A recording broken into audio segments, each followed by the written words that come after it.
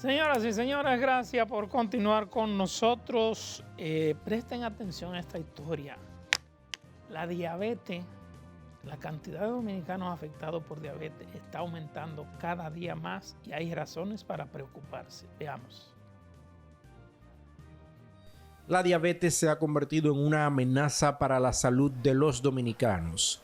Según las estadísticas que maneja el Instituto Nacional de Diabetes, Endocrinología y Nutrición, los casos siguen en aumento en el país, ya que el centro asistencial recibe entre 20 a 30 adultos y 10 a 12 niños por día como nuevos pacientes, lo que ronda los 1,000 pacientes por mes. Así lo dejaron saber especialistas. Va muy en aumento esta enfermedad cada día. Anteriormente, la última estadística que se hizo fue alrededor del mundo, algunos 460 millones de diabetes. Y cuando eso no teníamos en mente que venía una pandemia, o ahora con el COVID ha aumentado muchísimo más esas cifras. Cada día hay pacientes nuevos diabéticos, llegan a la consulta, pacientes que no lo saben, pacientes que todavía lo son y no lo aceptan. Es una lucha mundial que tenemos que luchar todos en conjunto. Actualmente a nivel mundial existen 573 millones de personas con diabetes. Aquí en República Dominicana, la estadística que se realizó en el 2018 por el Hospital de la Diabetes revela que el 13.2% de la población sufre de diabetes. Y de ese 13%, el 2% quizás ni sabía que tenía la patología. La misma es considerada una enfermedad crónica o de larga duración que afecta la forma en que el cuerpo convierte los alimentos en energía y los niveles de glucosa, azúcar, están muy altos. Para prevenir la diabetes y detectarla a tiempo, los médicos recomiendan lo siguiente. Hay factores que inciden en el paciente diabético, como lo que es la alimentación, que es 1A, también cómo mantenerse en el ejercicio. Hay pacientes que no hacen ejercicio, que no se mantienen saludables en esa área. Por eso nosotros le invitamos a la población de la República Dominicana, como residencia del Moscoso Puello de Diabetología, invitamos a la ciudadanía a que se inserte en lo que son los deportes y en una alimentación más sana y equilibrada. Eso es lo primero, aceptar que tiene la patología. Cuando ya el paciente lo acepta, tiene que tratar de llevarse las orientaciones de su médico especialista, su médico de cabecera, ya sea con su alimentación, con su ejercicio y siempre aceptando la medicación que el médico le proponga.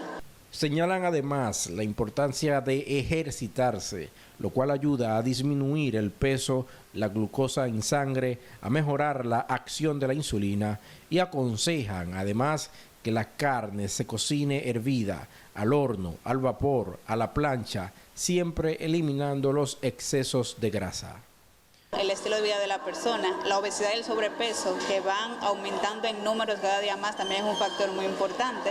Cada 14 de noviembre se celebra el Día Mundial de la Diabetes. Este es un día de campaña de concienciación acerca de esta terrible enfermedad.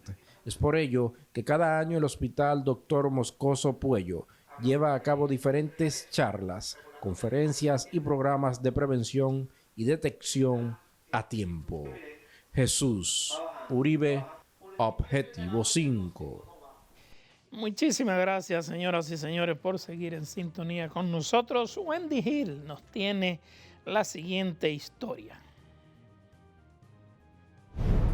A poco más de un año de haber asumido el poder el Partido Revolucionario Moderno con Luis Abinader a la cabeza, funcionarios con poco tiempo en sus funciones lo han sacado del cargo por investigaciones que en algunos casos han parado en los tribunales, saliendo unos ilesos y otros que no han corrido con la misma suerte. No se permitirá bajo ningún concepto que la corrupción del pasado quede impune. La primera en sonar fue la ex ministra de la Juventud, Kimberly Taveras, quien presentó su renuncia del cargo en diciembre del año pasado luego de permanecer apartada 50 días por una investigación sobre su declaración jurada de bienes. Y apartada totalmente del gobierno, la hago con el propósito de presentarme directamente ante las autoridades correspondientes. Un mes después, en enero de este año, el mandatario decidió acoger la suspensión temporal solicitada por el director del Instituto Agrario Dominicano, Leonardo Faña, por una acusación por agresión sexual.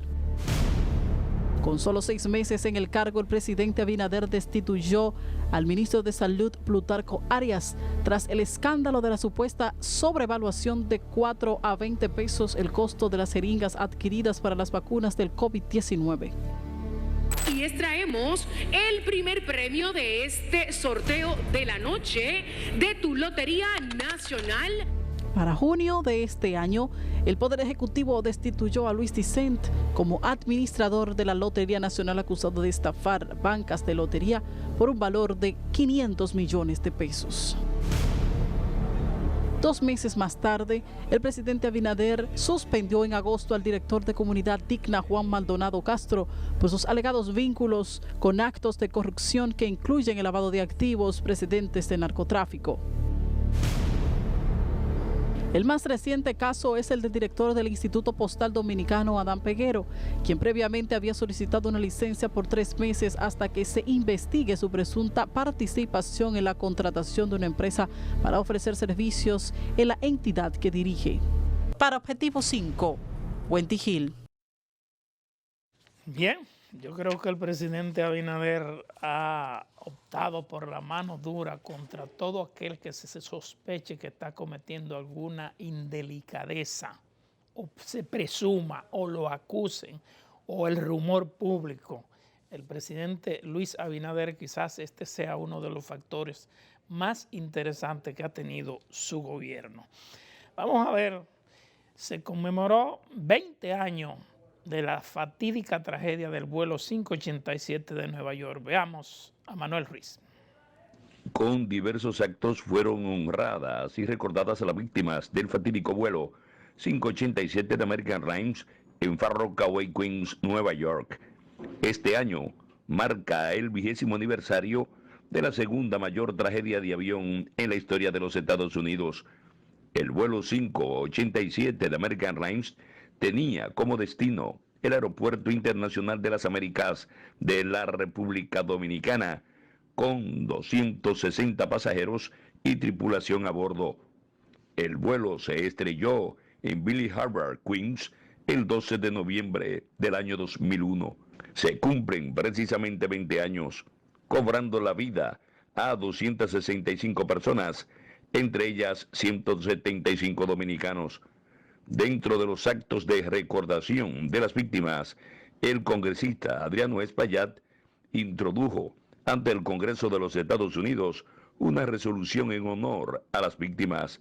Los familiares acudieron, como lo han hecho durante 20 años, al memorial levantado en el lugar de la tragedia para rendir honor a sus familiares, y los directivos del Hostos Community College realizaron un homenaje a las víctimas del fatídico vuelo 587 de American Airlines, donde tienen un memorial de recordación.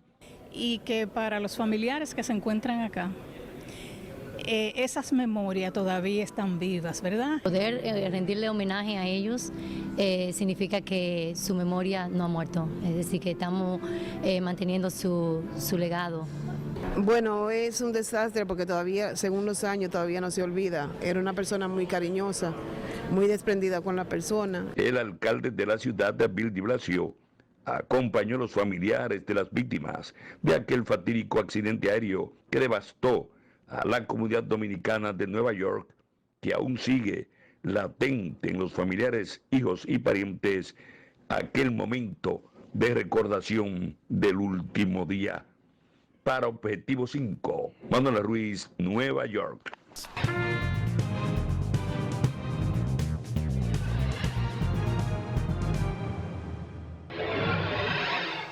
Señoras y señores, gracias por continuar con nosotros. Hay cuestionamientos en torno a la presencia de ingenieros militares del Ejército de Estados Unidos en lo que sería la remodelación del puerto de Manzanillo. Veamos la siguiente historia. En los últimos meses, varias actividades que se realizan en algunas zonas de la República Dominicana han estado siendo observadas por diversos sectores, en especial las que están siendo apoyadas y donde los Estados Unidos han estado mostrando apoyo o interés. Este país fue entregado previamente a lo que se ha llamado el cambio. Es decir, el financiamiento electoral de parte de los grandes grupos de poder, muy articulado además, como el grupo Vicini, a los consorcios, a las grandes corporaciones estadounidenses, con lobby en Estados Unidos. Pero aparte de eso, a los propios Estados Unidos, acuérdate, lo de Pompeo. Entonces, no es de extrañar todo esto que está pasando. El canciller de la República parece un funcionario de la Casa Blanca. Y el presidente de la República tiene más parecido a un gobernador de colonia que a un presidente, que a un jefe de Estado. Es el caso del proyecto de rehabilitación y ampliación del puerto Manzanillo en Montecristi, uno de los que es considerado con más altos niveles de competitividad a nivel de toda la región y del cual miembros del Ejército y de la Armada de los Estados Unidos llegaron al país para asesorar al gobierno de Luis Abinader sobre la ampliación de esa importante obra, lo que para algunos entrevistados, como es el caso del izquierdista Narciso Izaconde, se encuentra sospechoso esas acciones. Esa entrega al Comando Sur de los Estados Unidos, que es la fuerza del Pentágono en el continente, del puerto de Manzanillo, es una afrenta.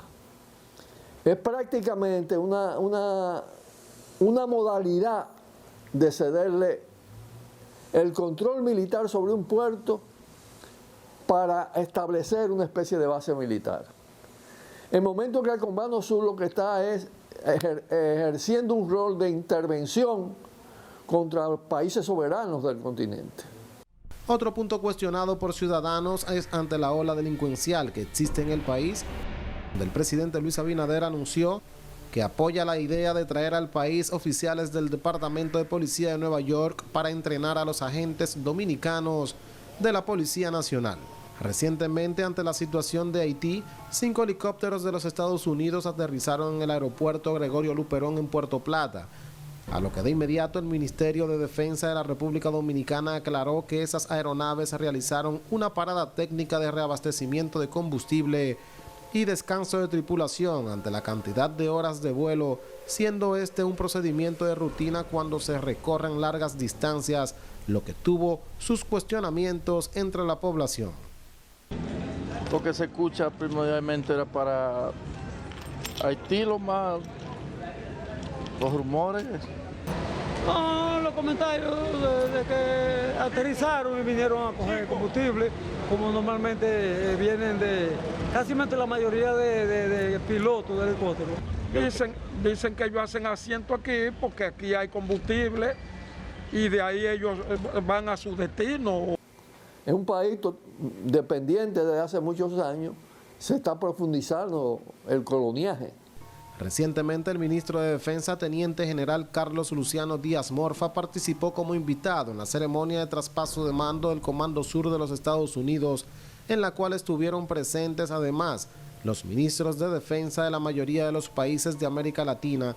Allí se reunió junto a la general Laura Richardson, quien asumió el mando, siendo esta la primera mujer que dirige el Comando Sur de los Estados Unidos y que tiene su sede en Miami. De inmediato, Izaconde calificó esto como algo muy delicado. A principio de año salió a la luz pública el acuerdo entre el gobierno de Estados Unidos y el de República Dominicana, donde firmaron en el año 2016 una serie de documentos para implementar las operaciones de preautorización o acuerdo preaduanal en el Aeropuerto Internacional de Punta Cana, que indica a los viajeros se sometan a inspecciones de inmigración, aduanas y agricultura en un aeropuerto extranjero antes de abordar un vuelo a los Estados Unidos. Este acuerdo, en su artículo 13 cabezales 1, C y D, establece que se les permitirá a los oficiales de preautorización utilizar uniformes policiales estadounidenses, portar armas de fuego, dispositivos de fuerza intermedia, incluidas macanas, rociadores defensivos y pistolas eléctricas, dispositivos de detención canina, radiológica y nucleares, así como rayos X. También esposas, teniendo el derecho además de apresar personas, el cual fue cuestionado en esa ocasión. Parecería que el acuerdo tiene algunos aspectos que trascienden incluso la propia capacidad o la propia finalidad del acuerdo, que en modo alguno pueden estarse considerando, y máxime con los temas migratorios, que son temas inherentes, propios, particulares de lo que es la soberanía nacional. Eso no puede negociarse, eso no puede ser parte de ningún acuerdo que no sea en función de la temática constitucional. Con ese aspecto, con esos puntos, hay que ser celoso. Entonces, ese me parece que no tiene por qué estar ni siquiera considerado en ese tratado. Esta misma semana, el Ministerio de Trabajo anunció su disposición de colaborar en los posibles procesos de reclutamiento del personal dominicano, luego de que la República Dominicana fuera incluida en la lista de países elegibles para visas de trabajo H-2B para el 2022 para labores no agrícolas en la nación estadounidense. Junior Trinidad, Objetivo 5.